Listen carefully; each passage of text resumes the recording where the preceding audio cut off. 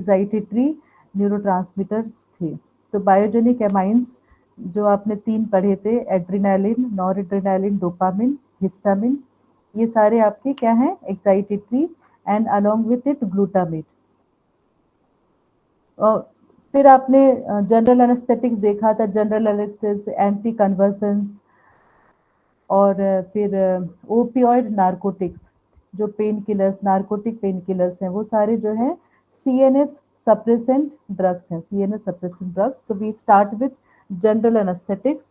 General anaesthetics तो local anaesthetics आपने already autonomic nervous system में पढ़ा है। तो ऑटोनॉमिक नर्वस सिस्टम में लोकल एनेस्थेटिक्स को हम किस लिए रखते हैं? क्योंकि उसका पेरिफेरल एक्शन है। ठीक है, पेरिफेरल। लोकल एनेस्थेटिक्स का सीएनएस में पेनिट्रेशन से कोई लेना देना नहीं है। ठीक है, तो peripherally they are acting at the site of application, there will be loss of sensation because of blockade of sodium ion channels. ठीक है, तो ये आपने लोकल एनेस्थेटिक्स के लिए पढ़ा हुआ है।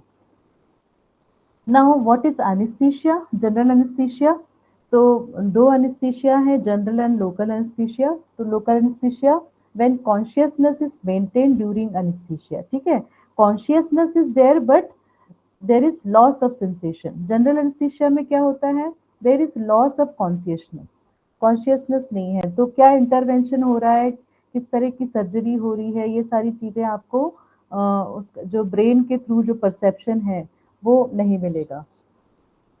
देन एक टर्म है बैलेंस्ड एनेस्थीसिया। तो एनेस्थीसिया बैलेंस्ड कब होती है? तो it is a requirement of anaesthesia कि should be in a balanced condition. तो बैलेंस्ड कंडीशन का मतलब होता है completely at all the places the patient is anaesthetised fully. तो उसके लिए क्या क्या चाहिए रहता है बैलेंस्ड एनेस्थीसिया के लिए? सबसे पहले कॉन्शियसनेस जानी चाहिए। ठीक है, लॉस ऑफ कॉन्शियसनेस। फिर अनाल्जेसिया, तो पेन रिफ्लेक्सेस सारे खत्म होने चाहिए। Muscles should be relaxed.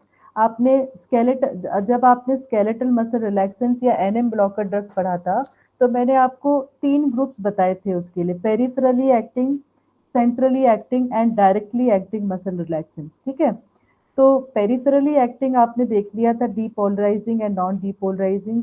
Directly acting में आपने डेंट्रोलिन देखा था।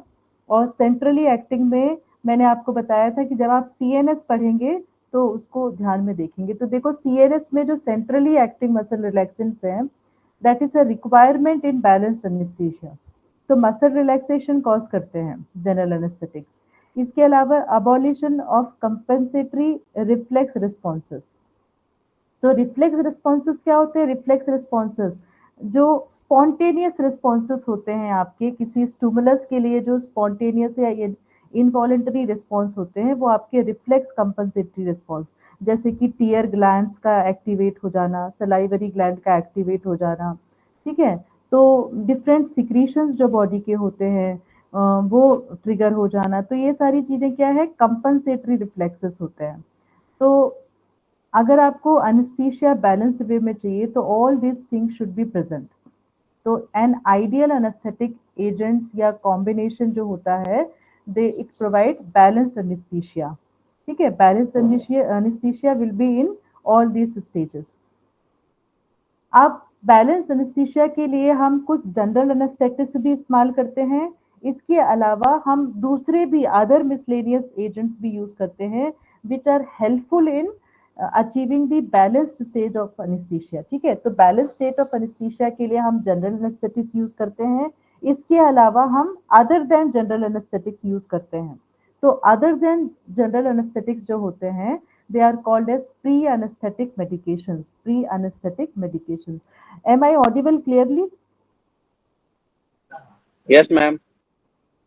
तो प्री एनेस्थेटिक मेडिकेशंस जो हैं, तो हमें क्यों चाहिए प्री एनेस्थेटिक मेडिसिन? तो बैलेंस एनेस्थीसिया के लिए हमें क्या चाहिए? सबसे पहले तो जो पेशेंट की एंजाइटी है उसको सप्रेस करना है। ठीक है, क्योंकि क्या है, जब कोई सर्जरी होती है तो सर्जरी से पहले एनेस्थीसिया जो जनरल एनेस्थेटिक्स से जो डायरेक्टली एक्टिंग एनेस्थेटिक्स हैं, वो वो जो है एंजाइटी प्रोड्यूस करते, तो anxiety given by the drug and anxiety because of the surgery going to happen. तो ये एंजाइटी वाला जो स्टेट है पेशेंट पे, हमें उसको रिलीव करना है।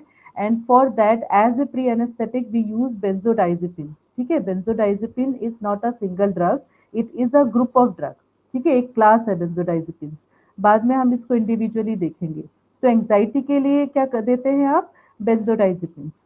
इसके बाद एलर्जिक रिएक्शंस, अगर किसी ड्रग से या एनेस्थेटिक मेडिकेशन से एलर्जिक रिएक्शंस होने के चांसेस हैं, if patient is allergic to any of the anesthetic drug या मेडिकेशन, तो उसके लिए हम एंटीहिस्टामिनिक्स दे सकते हैं, एंटीहिस्टामिनिक्स।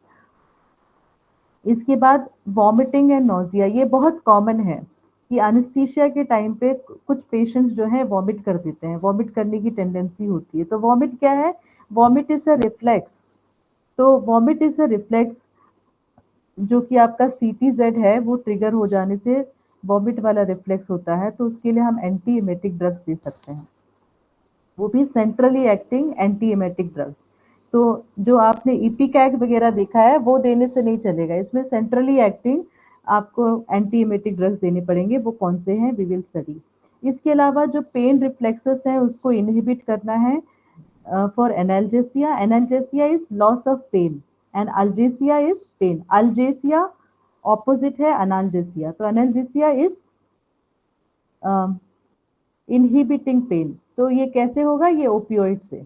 तो अगर मेजर सर्जरी, जनरल एनेस्थेटिक्स हम कब यूज करते हैं, मेजर सर्जरीज के लिए यूज करते हैं। माइनर सर्जरीज के लिए हम लोकल एनेस्थेटिक्स यूज करते हैं। मेजर सर्जरीज किसको बोलते हैं, जो कॉम्प्लिकेटेड सर्जरीज होते हैं, जिसमें जो आवर्स है सर्जरी के, बहुत टिपिकल सर्जरीज में बहुत केयरफुल इंटरवेंशंस होते हैं, उसके लिए बहुत टाइम लगता है, तो उसके लिए जो है आप जनरल एनेस्थेटिक्स यूज करते हैं। तो पेन रिफ्लेक्सेस को किल करने के लिए आपने ओपियोइड्स यूज किए, ट्रेमेडोल वगैरह।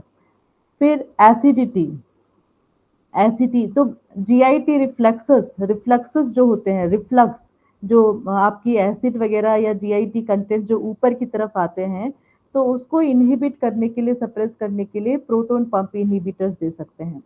इसके अलावा कुछ सिक्रीशंस है बॉडी की, जैसे कि सलाइवा सिक्रीट होना, फिर क्या कहते हैं गैस्ट्रिक सिक्रीशंस या म्यूकस सिक्रीशन, ये सारे को इनहिबिट करने के लिए हम अट्रोपिन दे सकते हैं।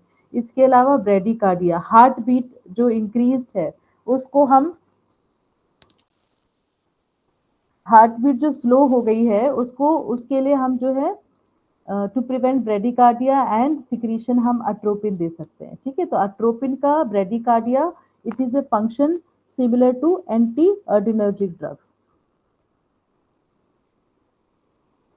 तो आप जनरल एनेस्थेटिक के साथ में क्या दे रहे हैं, प्री एनेस्थेटिक मेडिकेशंस। तो प्री एनेस्थेटिक मेडिकेशंस क्या होते हैं, they are actually additional medications या एडजुवेंट्स टू जनरल एनेस्थेटिक्स। तो जनरल एनेस्थेटिक्स के साथ में ये सारी चीजें आप देते हैं, तब जाके आपको क्या मिलता है, you achieve a state of balanced anaesthesia. ठीक है, तो जब बैलेंस्ड एनेस्थीसिया के जो स्टेजेस हैं, वो there are 4 stages of balanced anaesthesia. एक पर्सन जो है एनेस्थीसिया आपने स्टार्ट किया, तो किस सीक्वेंस में जो रिफ्लेक्सेस हैं उसके सप्रेस होंगे पेशेंट के, दैट इज स्टेजेस ऑफ या फेजेस ऑफ एनेस्थीसिया। तो सबसे पहला स्टेज होता है कि हमें पेन रिफ्लेक्सेस हैं वो सप्रेस करने होते हैं, तो first stage is analgesia. Second stage क्या है, सेकेंड स्टेज ये है कि जो पेशेंट की जो एंजाइटी है, ये या जो एक्साइटमेंट है, या जो क्या कहते हैं, जो उसकी कन्वर्जेंस या ट्रमर टाइप के जो बॉडी, आप एनेस्थीसिया जब बॉडी में जाती है ब्लड के साथ सोलुबलाइज होती है, तो आपका आपका जो बॉडी का सिस्टम है वो रिस्पॉन्ड करना शुरू करता है। ठीक है, कि एनेस्थेटिक देते हैं तो इजीली बॉडी उसको एक्सेप्ट नहीं करती है।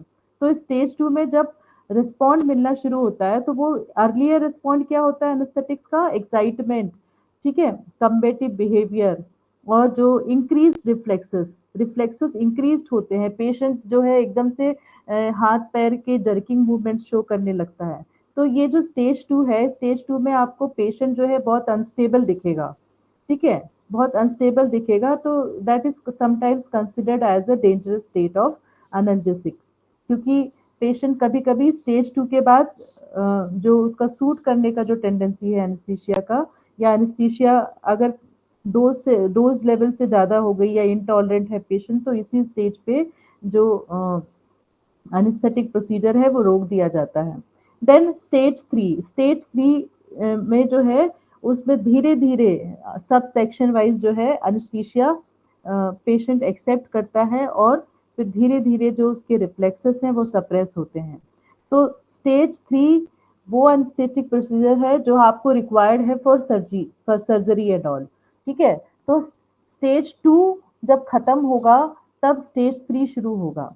तो स्टेज 3 जब आता है तो पेशेंट काम होना शुरू होता है, ठीक है? उसके जो रिफ्लेक्सेस हैं वो काम होने शुरू होते हैं। तो that is called as surgical anaesthesia.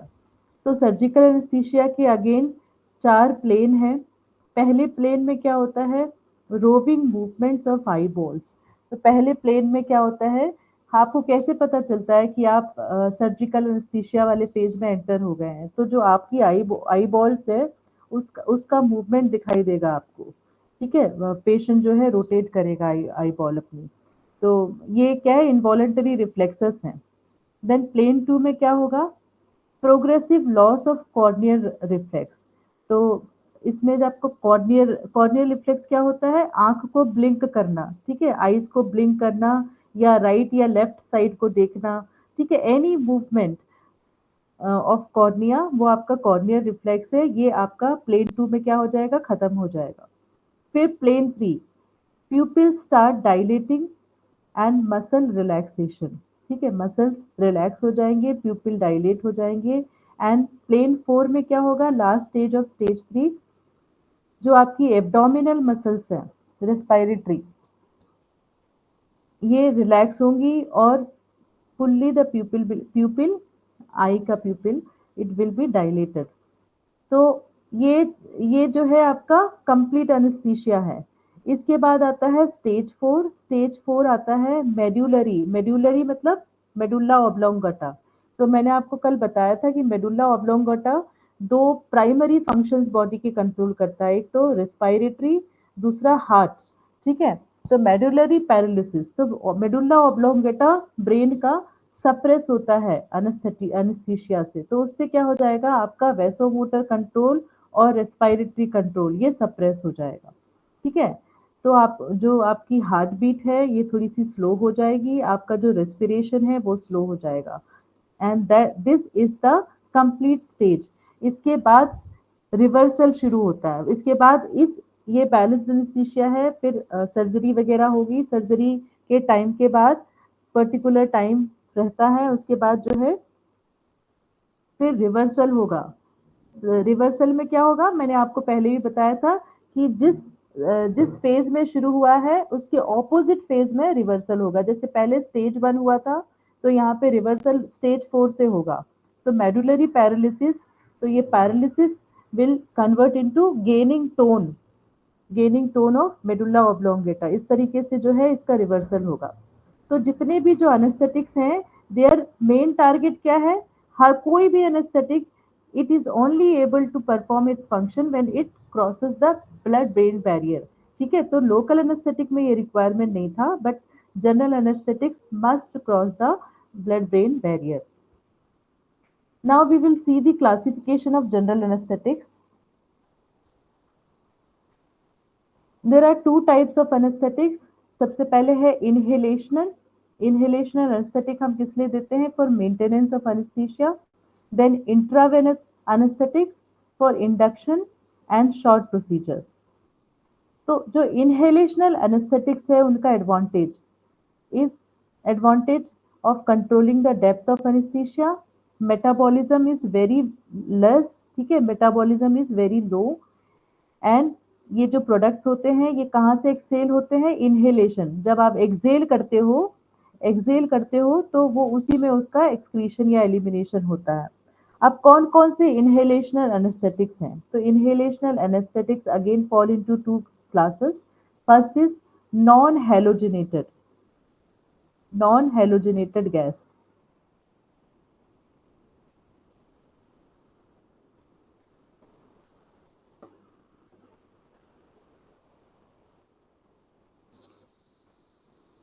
Non halogenated, halogens आप सबको पता है, हेलोजेंस पता है ना? क्लोरीन, फ्लोरीन, ब्रोमीन, ये सारे क्या है? हेलोजेंस है। तो आप इनहेलेशनल एनेस्थेटिक्स में सारे हैलोजेनेटेड, मतलब इनमें हैलोजेंस प्रेजेंट होंगे उनके केमिकल स्ट्रक्चर में। नॉन हैलोजेनेटेड में एक ही है, नाइट्रस ऑक्साइड, ठीक है, नाइट्रस ऑक्साइड। और हैलोजेनेटेड में आता है आपका हैलोथेन, एनफ्लूरेन, आइसोफ्लूरेन, डेसफ्लूरेन, सेवोफ्लूरेन और मिथॉक्सीफ्लूरेन। मिथॉक्सीफ्लूरेन का आप देख रहे हो ब्लू में लिखा है, ये बहुत ज्यादा टॉक्सिक है। किसके लिए? किडनी के लिए। It is nephrotoxic. Methoxyflurane is nephrotoxic. अब इनहेलेशनल एनेस्थेटिक्स, एक आइडियल इनहेलेशनल एनेस्थेटिक है, इट हैज सम कैरेक्टरिस्टिक्स, ठीक है।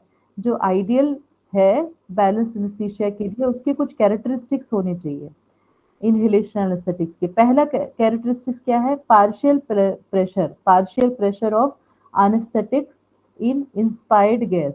पार्शियल प्रेशर, जैसे हम लोगों ने पार्टीशन कोएफिशिएंट पढ़ा था, ऐसे ही partial pressure of anaesthetics in inspired air, then pulmonary ventilation, alveolar exchange, solubility in the blood, solubility in the blood जिसको हम बोलेंगे ब्लड गैस पार्टीशन कोएफिशिएंट, ठीक है। तो अगर ब्लड में सॉल्युबिलिटी होनी चाहिए तो पार्टीशन कोएफिशिएंट किसके बीच में है? ब्लड और गैस का।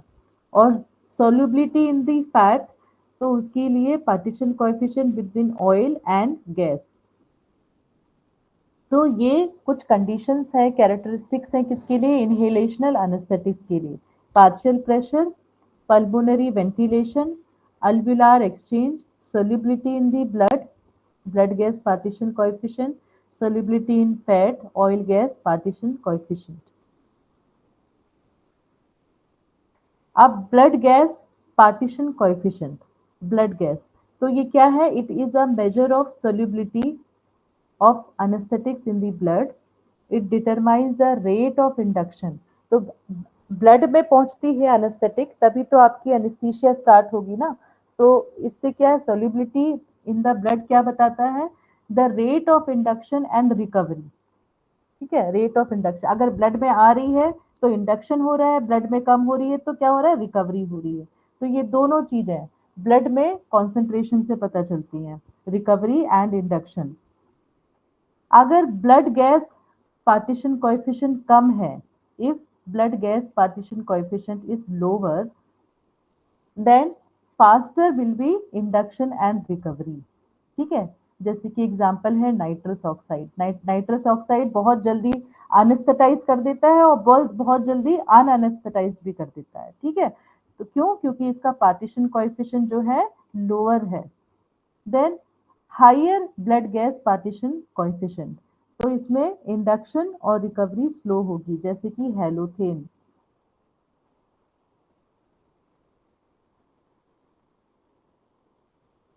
जैसे यहाँ पे ये दिखाया हुआ है, नाइट्रस ऑक्साइड और हेलोथेन का कंपैरिजन किया गया है।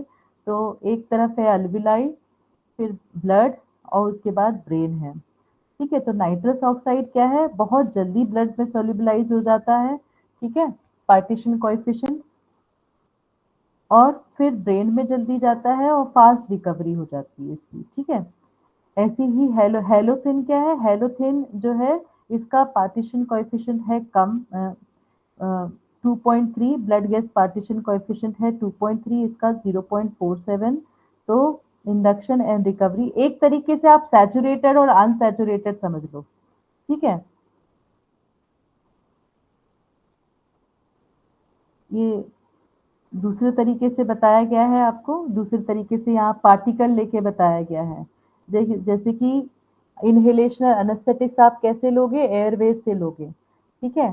तो एयरवेज से कहाँ पहुंचा वो? अल्विलाई में, अल्विलाई से कहाँ पहुंचा? ब्लड में, और ब्लड से पहुंचा ब्रेन में,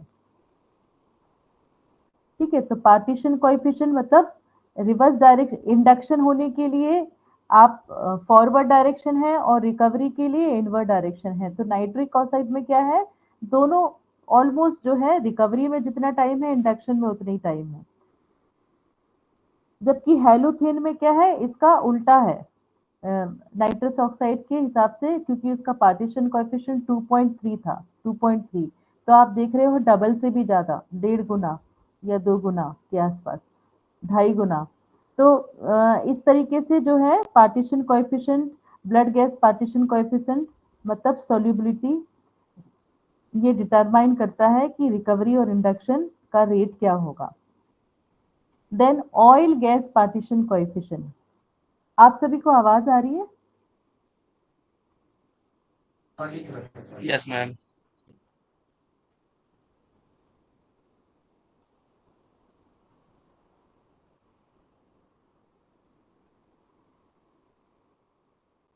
Oil gas partition coefficient, it is a measure of lipid solubility, वो वाटर solubility, blood में solubility, lipid solubility correlates strongly with the potency of the anesthetic, potency of the anesthetic, higher the lipid solubility, more potent will be the anesthetic drug। तो ये देख लो आप, उल्टा यहाँ पे है, अगर partition coefficient वहाँ ज्यादा है किसका, ब्लड का और गैस का, तो इंडक्शन और रिकवरी होगा। और यहाँ पे oil gas partition coefficient potency पे, मतलब concentration of anaesthetic required to anaesthetise the patient, कितना कॉन्सेंट्रेशन में अनेस्थेटिक, तो पोटेंसी ज्यादा मतलब कम, lower dose will be required if oil gas partition coefficient is higher, जैसे कि हेलोथेन। फिर एक आती है इसमें MAC value, minimum alveolar concentration, क्या है ये, तो पोटेंसी जो आप को अभी बताया था ऑयल गैस पार्टीशन कोएफिशिएंट, तो पोटेंसी का मेजर जो यूनिट है वो मैक वैल्यू है। तो MAC value, it is defined as the minimum alveolar anesthetic concentration, that is percentage of inspired air at which 50% of patients do not respond to a surgical stimulus। तो MAC value, for example MAC value 1 है, तो 1 क्या है, ये एक concentration है, at at concentration 1 50% of the patient will be anaesthetised. ठीक है, अनेस्थेटाइज मतलब उनमें जो अनेस्थेटिक जो रिफ्लेक्सेस थे वो जो है शो नहीं होंगे, जो नॉर्मल रिफ्लेक्सेस थे वो शो नहीं होंगे। MAC values are additive and lower in the presence of opioids. MAC value 1.1 to 1.2 used during surgery, 1.1 to 1.2। तो ओपियोइड के साथ में अगर आप अनेस्थेटिक ड्रग्स लेते हो तो मैक वैल्यू क्या हो जाती है, एडिटिव इफेक्ट होने का क्या मतलब है, मैक वैल्यू पोटेंसी से रिलेटेड है, पोटेंसी से रिलेटेड है। तो कोई भी ड्रग जो लोअर जिसकी पोटेंसी लो है, तो मतलब उसको हायर डोज देना पड़ेगा, तो उस टाइम पे अगर आप ओपियोइड्स उसके साथ कंबाइन कर दोगे तो फिर मैक वैल्यू आपकी 1.1 और 1.2 जो कि आइडियल समझी जाती है सर्जरी के लिए वो अचीव हो जाएगी, क्योंकि जो एनाल्जेसिया है that is achieved by opioid drugs. तो यहाँ पे ऑयल गैस पार्टीशन कोएफिशिएंट ये इस तरीके से ग्राफिकली रिप्रेजेंट करेंगे, ऑयल गैस पार्टीशन कोएफिशिएंट और मैक वैल्यू। तो आप देख रहे हो कि नाइट्रस ऑक्साइड 100 डेज और हेलोथिन वगैरह 10, 1 और 1 से नीचे। तो ये इसमें क्या है, higher the oil gas partition coefficient lower the MAC. ठीक है, तो ये ग्राफ देखो, दिस इज इंपॉर्टेंट। तो क्या रिवर्स वे में है इसका, जो आपने इससे पहले ब्लड गैस देखा था पार्टीशन कोएफिशिएंट, यहाँ पे आपको ये पोटेंसी से रिलेटेड है।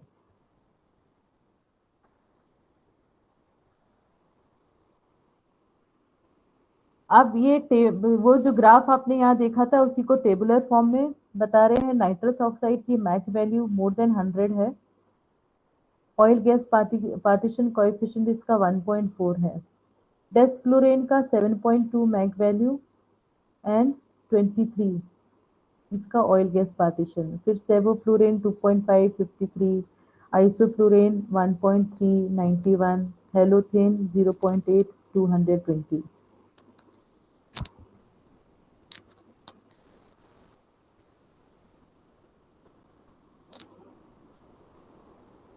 फिर एक फेनोमेना है which is called as second gas effect, second gas effect.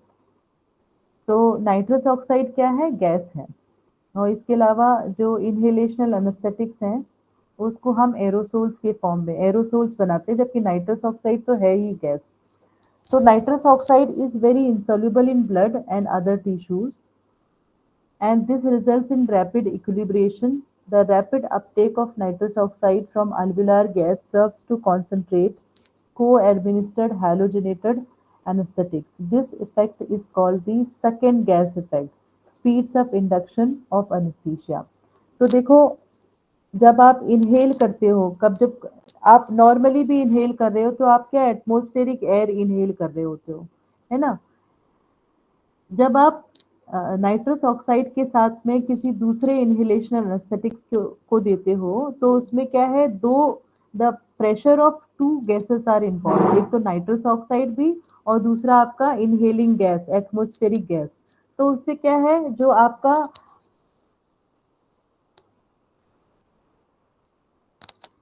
तो उससे क्या होता है, जो आप जो इंडक्शन है, मतलब जो ब्लड में जो एनेस्थेटिक का पहुंचना है, ये सारी चीजें क्या है, और फास्ट हो जाती हैं, और फास्ट हो जाती है, क्योंकि उसमें दो गैस का प्रेशर इन्वॉल्व है। तो यही सेकेंड गैस फिनोमिना होता है।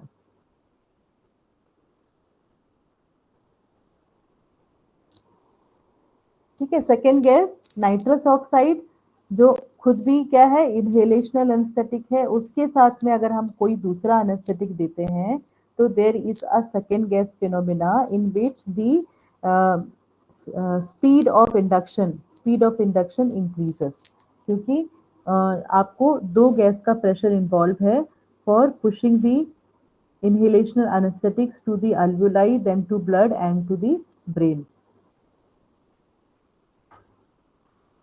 एक है डिफ्यूजनल हाइपोक्सिया। तो हाइपोक्सिया क्या होता है? हाइपोक्सिया इज वेंटिलेशन की डिफिकल्टी, ठीक है, जो ऑक्सीजन है वो ब्लड में कम हो जाए, तो that is hypoxia. On discontinuation of nitrous oxide administration, nitrous oxide gas can diffuse from blood to the alveoli, diluting oxygen in the lung. This can produce an effect called diffusional hypoxia. तो ये तो आप जानते हो कि एक चीज जब दूसरी चीज को रिप्लेस कर देती है तो उसकी डेफिशिएंसी हो जाती है। फॉर एग्जांपल, आपको आपकी बॉडी के सेल्स को रिक्वायरमेंट है ऑक्सीजन की, तो अल्व्यूलाई में क्या एक्सचेंज होता है? CO2 और ऑक्सीजन का एक्सचेंज होता है। नहीं, CO2 और ऑक्सीजन का एक्सचेंज होता है, एंड मीडियम उसमें क्या रहता है? Blood. Blood is a medium. तो इसमें क्या है, कभी कभी समटाइम्स व्हाट हैपन, जब अनेस्थीसिया के टाइम पे जब आप नाइट्रिक ऑक्साइड ले रहे हैं, नाइट्रस ऑक्साइड ले रहे हैं, तो उस टाइम पे some of the oxygen which is filled in the alveoli is replaced, और उसकी वजह से क्या हो जाता है, आपकी बॉडी में ऑक्सीजन की थोड़ी सी कमी लगने लगती है, and that is called as hypoxia. तो वो डिफ्यूजनल हाइपोक्सिया है। डिफ्यूजनल हाइपोक्सिया मतलब वो एट द प्लेस, अल्व्यूलाई वाली जगह पे ये चीज हो रही है। ठीक है, तो whole of the body may not be affected, but at the alveolar place the concentration of oxygen that must be there, वो थोड़ी देर के लिए कम हो जाता है।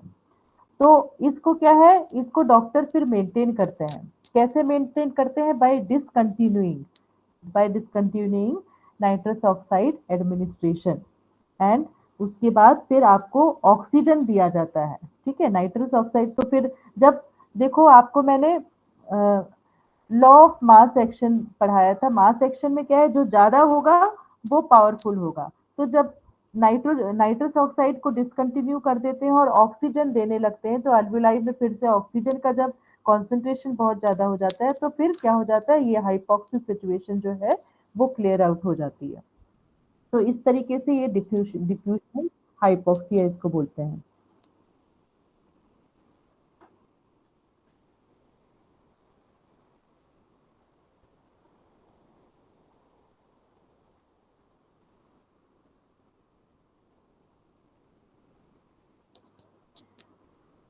तो नाइट्रस ऑक्साइड एक बहुत अच्छा इनहेलेशनल एनेस्थेटिक है, बिकॉज इट इज सेफ।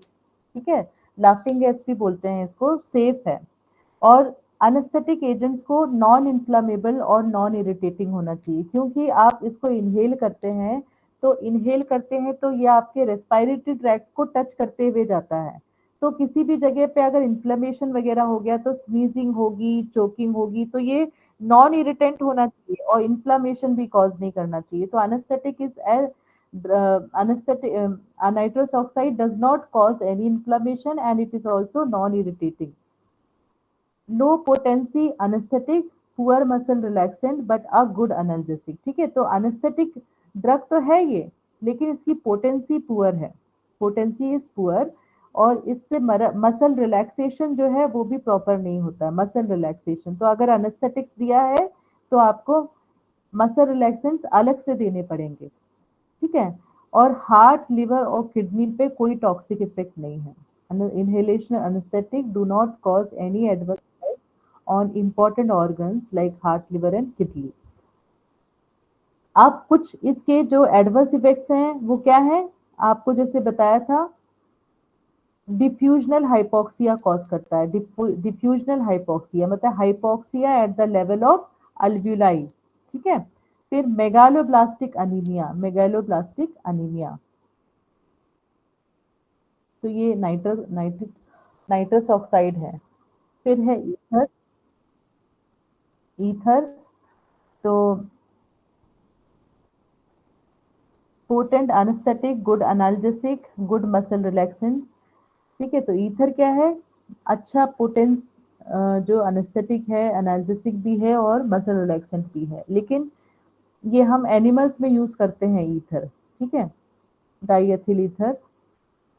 लेकिन what is the problem, this anaesthetic is irritant, irritant है, इन्फ्लामेशन कॉज करता है and it is a explosive. ठीक है, हाईली इन्फ्लामेबल है, ये एक्सप्लोजिव है। दूसरी चीज है induction is very slow, induction एक तो स्लो है और इंडक्शन बहुत अनप्लेसेंट भी है। अनप्लेसेंट होने का क्या मतलब है, जैसे ही ये अनेस्थेटिक एजेंट आपके ब्लड में आना शुरू होगा और आपकी बॉडी रिस्पॉन्ड करना शुरू करेगी, that response is very unpleasant, मतलब पेशेंट बहुत सारे रिफ्लेक्सेस शो करेगा बिकॉज इट इज इरिटेंट और इन्फ्लामेशन भी कॉज करती है। तो पेशेंट जो है थोड़ा सा इनटॉलरेंस शो करता है ईथर के लिए। एंड रिकवरी स्लो, कोई भी अनेस्थेटिक ड्रग है जिसकी रिकवरी स्लो है वो सेफ नहीं होती, it is not a safe. Anaesthetic की रिक्वायरमेंट है कि रिकवरी जो है फास्ट होनी चाहिए, ताकि उसका कोई अनटूवर्ड जो इफेक्ट है वो बॉडी में या पर्सन को ना मिले, untoward effect, unwanted effect. Then halothane,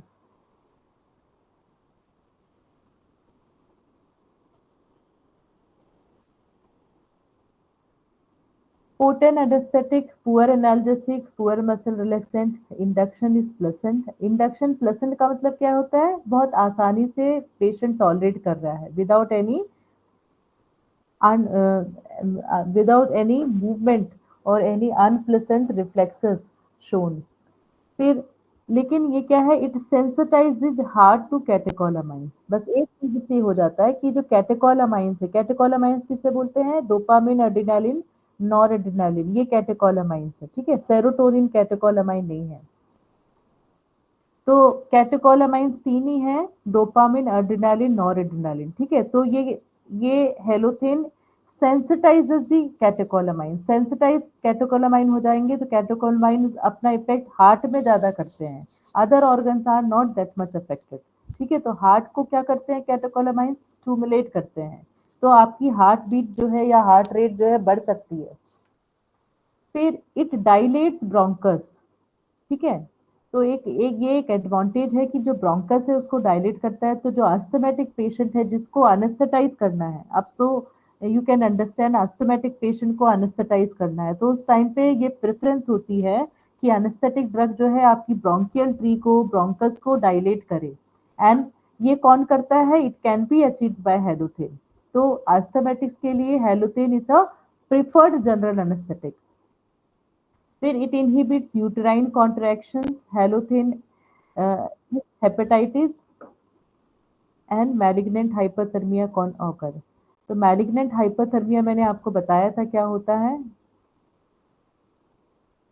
spastic condition की वजह से जो स्किन है या जो आपकी बॉडी है वो उसका टेम्परेचर रेज हो जाना, ये हाइपरथर्मिया होती है। तो हैलोथेन हाइपरथर्मिया कॉज कर सकती है, मैलिग्नेंट हाइपरथर्मिया। तो ठीक है, इंक्रीज मतलब fever like temperature of the body but it is not a fever.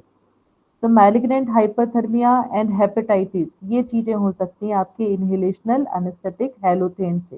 तो हैलोथेन की आपने फार्माकोलॉजी देखी है, some are good effects and some are adverse effects. Then एनफ्लुरेन, एनफ्लुरेन जो है इसका जो ओडर होता है, इसकी जो स्मेल होती है वो फ्रूटी स्मेल होती है, फ्रूटी जैसी कोई स्वीट फ्रूट रखा हो, ठीक है, ईथर जैसी smell. It generally do not sense, जो कैटेकोलामाइन वाली जो बात मैंने आपको पहले बताई थी वो यहाँ पे नहीं है। तो कैटेकोलामाइन सेंसिटाइज नहीं होते हैं, तो there is no adverse effect on heart. लेकिन इसमें सीजर्स होने लग जाते हैं, seizures at deeper levels. Deeper levels क्या होता है? Stage 4 and stage 3 of anaesthesia, ठीक है।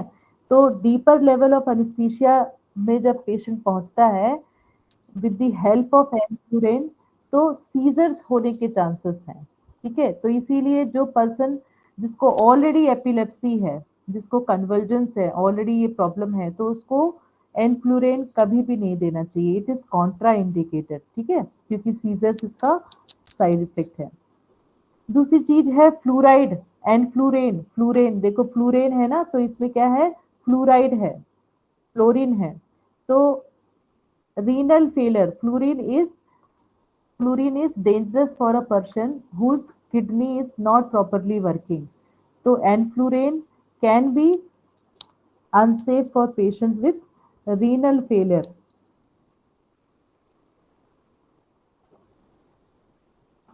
आइसोफ्लूरेन, आइसोफ्लूरेन को नाइट्रस ऑक्साइड या ऑक्सीजन के साथ यूज करते हैं। देन ये हार्ट को सेंसिटाइज नहीं, ये कैटेकोलामाइंस को सेंसिटाइज नहीं करती है, तो हार्ट में कोई इसके एडवर्स इफेक्ट नहीं है। रेस्पिरेटरी सिस्टम को ये इरिटेट कर सकती है।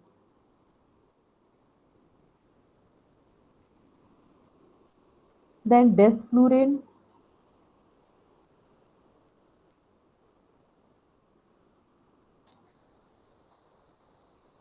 ये जो वेपोराइजर होते हैं, स्पेशल वेपोराइजर, उसके थ्रू डेस्फ्लूरेन को हम इनहेल करते हैं for anaesthesia.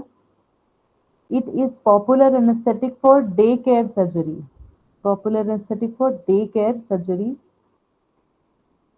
Induction and recovery is fast, ठीक है। तो डे केयर सर्जरी मतलब जल्दी हुआ, दिन में ही निपट गया, एक दिन में ही निपट गया, और जल्दी रिकवर करके पेशेंट डिस्चार्ज भी हो गया।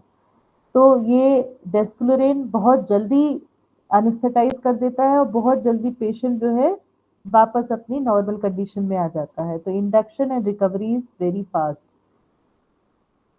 Cognitive and motor impairment are short lived, लेकिन इसमें क्या है, ये थोड़ा सा आपके जो एयर पैसेजेस है उसको इरिटेट कर सकती है, ठीक है। इरिटेट करने से क्या हो सकता है?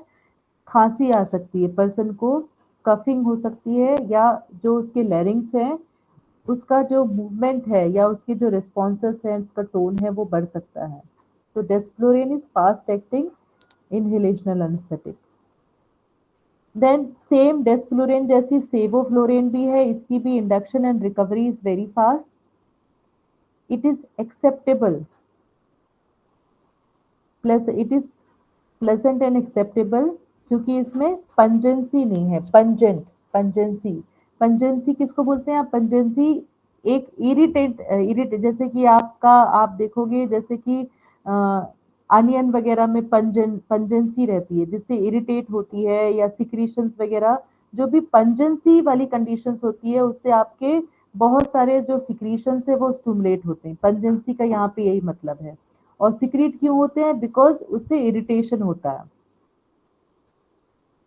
तो पंजेंसी, तो पंजेंसी की वजह से क्या है, एक्सेप्टेबल नहीं होते। लेकिन यहाँ सीवोफ्लेरिन में क्या है, पंजेंसी नहीं है, तो इट इज अ प्लेसेंट वन, ठीक है, एंड एक्सेप्टेबल। लेकिन ये क्या है, नेफ्रोटॉक्सिसिटी कॉज करता है, it causes nephrotoxicity.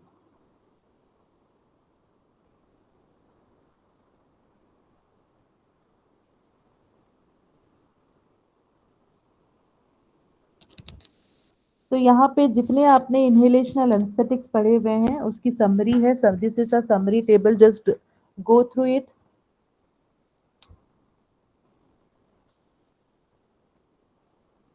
Blood gas partition coefficient, oil gas partition coefficient, और प्लेसेंट है, पंजेंट है, प्लेसेंट इरिटेंट, प्लेसेंट, ठीक है।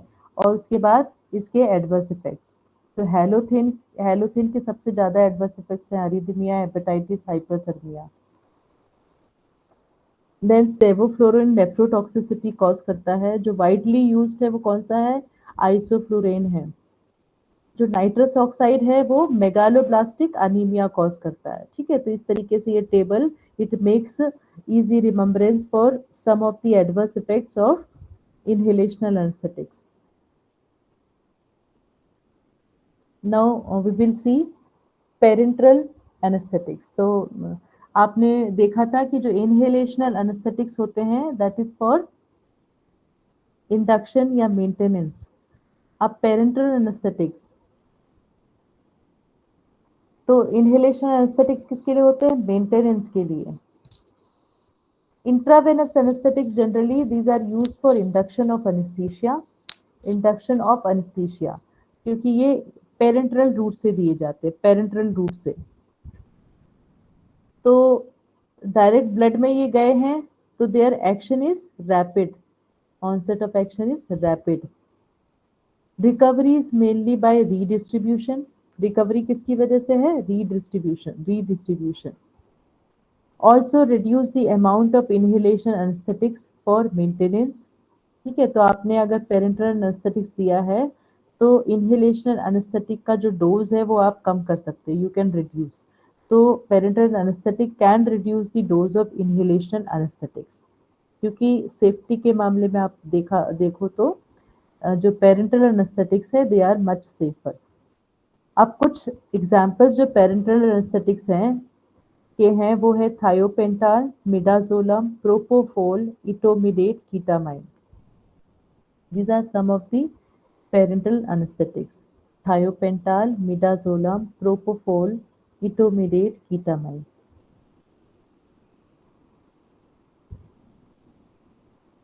Thiopental is also named as pentothal. Pentothal. It is an ultra short acting barbiturate. तो पेरेंटल जितने भी एनेस्थेटिक्स आपने अभी देखे हैं इनका जो मैकेनिज्म ऑफ एक्शन है ultimately what is it, it is CNS depression, to suppress the CNS.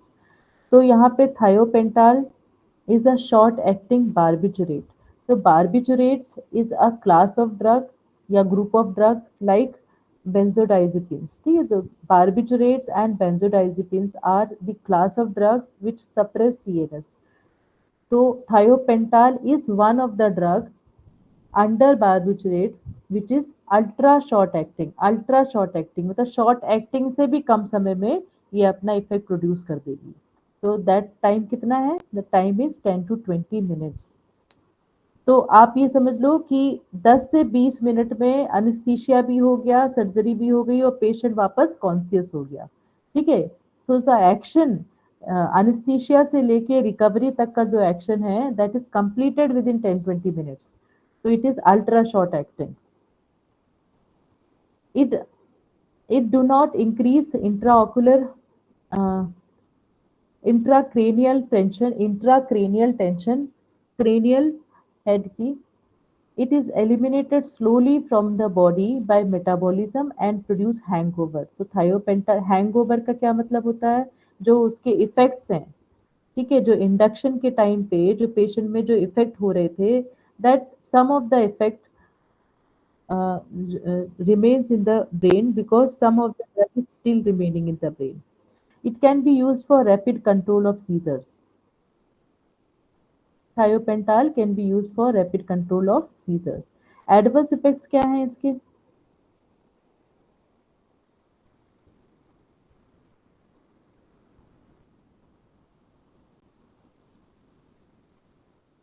Laryngospasm, acute intermittent porphyria, pain, necrosis, gangrene.